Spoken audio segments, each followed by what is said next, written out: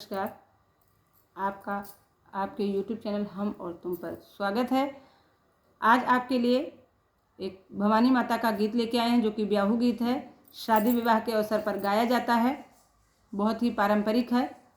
करवा गौर हो चुकी है। हमारे यहाँ की परंपरा है कि जब करवा चौथ हो जाती है तो उसी के बाद गौरी जी को जैसे सिंदूर चढ़ जाता है, शादी विवाह सब होना प्रारंभ हो जाता है।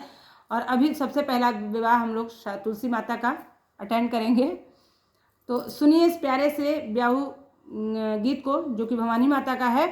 लाइक करिए, सब्सक्राइब करिए, कमेंट करिए, शेयर करिए। सुनिए प्यारा सा विवाह गीत। आओ भवानी माता बैठो मोरे अंगना, देबै सात रंगिया बिछाई रे गियाना गुड़ा के माता हो मिया करई बे मोरी जगी पूरन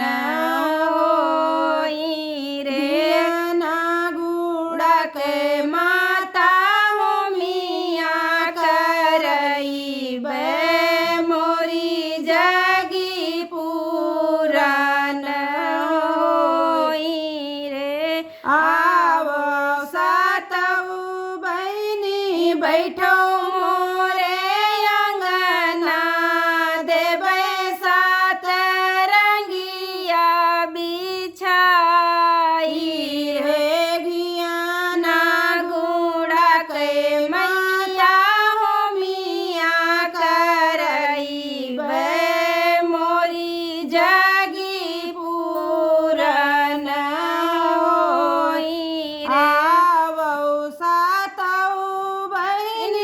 बैठो मोरे अंगना, देबै सात रंगिया बिछाई रे गियाना गुड़ा के माता हो मिया करई बे मोरी जगी पूरन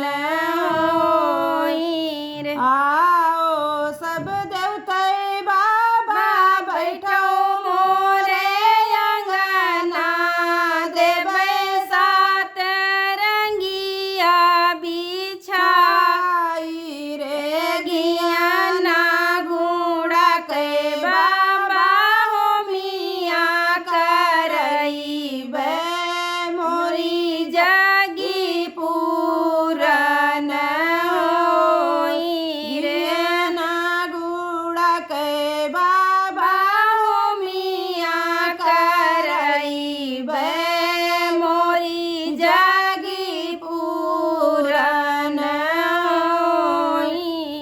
आओ कुल देवता बाबा बैठो मोरे अंगना, देबै सात रंगिया बिछाई रे गियाना गुड़ा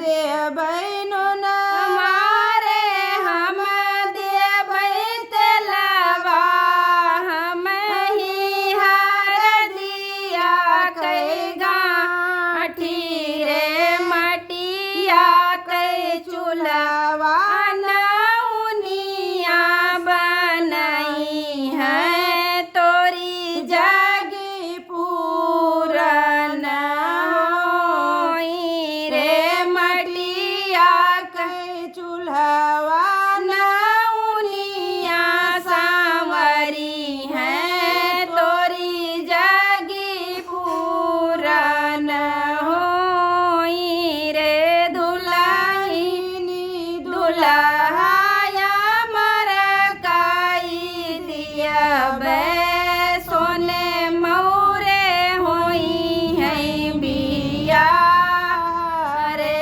दुल्हनी दुल्हाया मरकाई दियबे सोने मौरे होई है बिया रे।